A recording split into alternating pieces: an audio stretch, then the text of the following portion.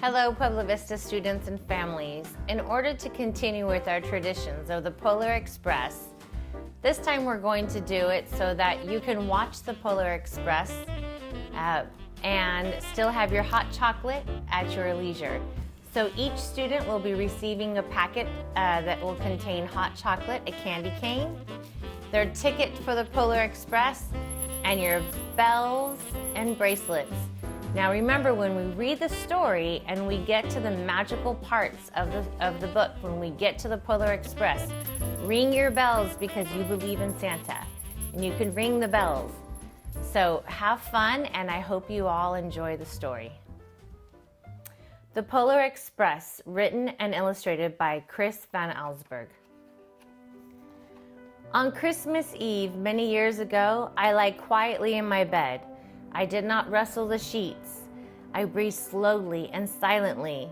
I was listening for a sound a friend had told me I'd never hear, the ringing bells of Santa's sleigh.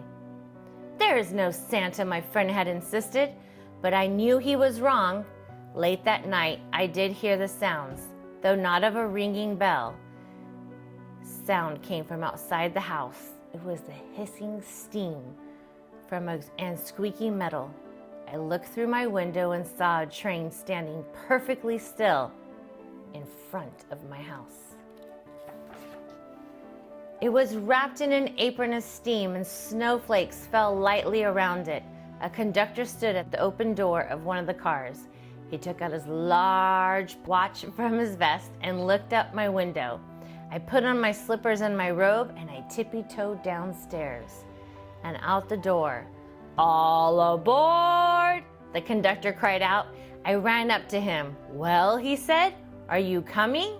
"Where?" I asked. "Why, to the North Pole, of course," was his answer. "This is the Polar Express." I took his outreached hand and he pulled me aboard. The train was filled with other children, all in their pajamas and nightgowns. We sang Christmas carols and ate candies with nugget centers as white as snow. We drank hot chocolate as thick and rich and melted chocolate bars. Outside, the lights of the towns and the villages flickered in the distance as the Polar Express raced north. Now remember, students, this is the time when our parents bring us our hot chocolates and we have our pan dulce and our candy canes. So if this is the time you want to have your hot chocolate and your candy cane so that you're ready for the rest of the ride, you absolutely may do that.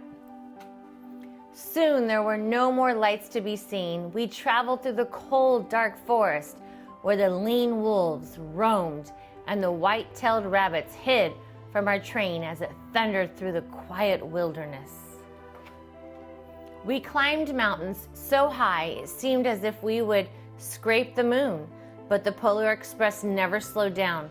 It went faster and faster and faster. We ran along, rolling over the peaks and through the valleys like a car on a roller coaster. The mountains turned into hills and the hills into snow-covered plains. We crossed a barren desert of ice.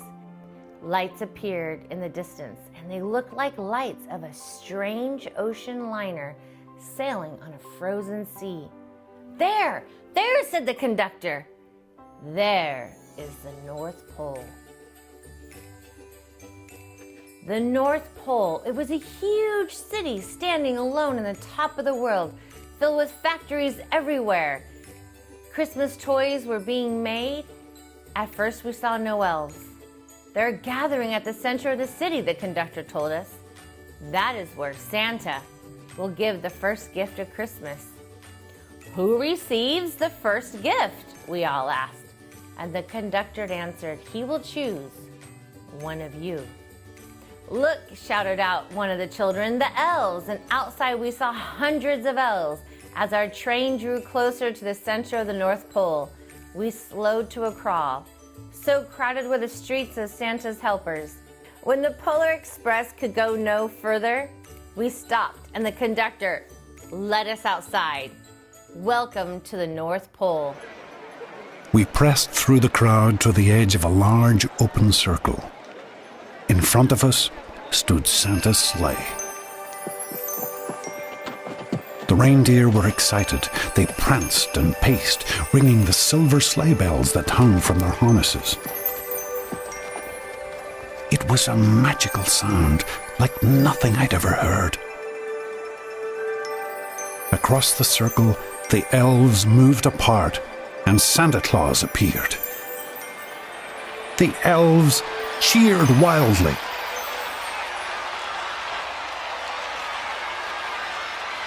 He marched over to us and, pointing to me, said, "Let's have this fellow here." He jumped into his sleigh. The conductor handed me up. I sat on Santa's knee and he asked, "Now, what would you like for Christmas?"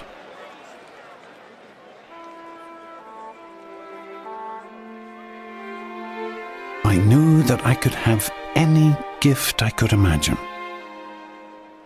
But the thing I wanted most for Christmas was not inside Santa's giant bag. What I wanted more than anything was one silver bell from Santa's sleigh.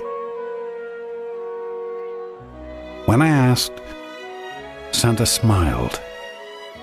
Then he gave me a hug and told an elf to cut a bell from a reindeer's harness. The elf tossed it up to Santa. He stood, holding the bell high above him, and called out, "The first gift of Christmas!"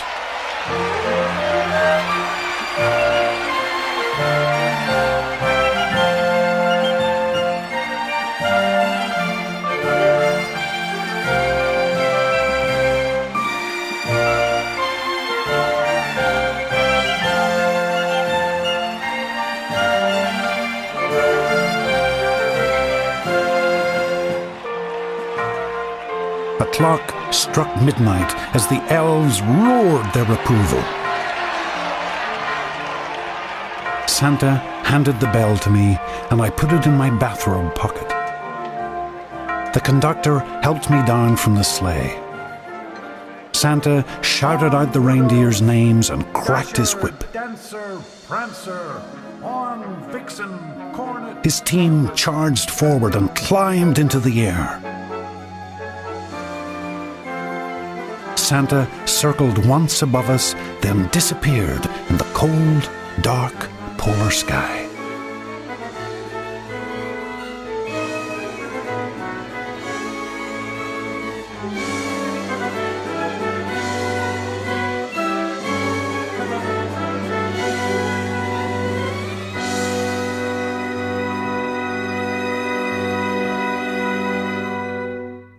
And as Santa disappeared, I hope we all have been shaking our bells because we believe and we are in the North Pole.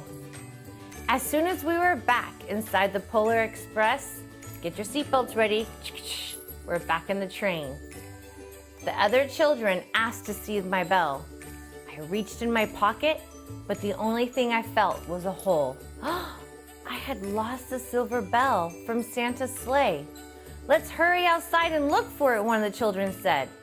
But the train gave a sudden urge and started to move. We were on our way home. It broke my heart to lose the bell, and when the train reached my house, I sadly left the other children. I stood at my doorway and I waved goodbye. The conductor said something from the moving train, but I couldn't hear him.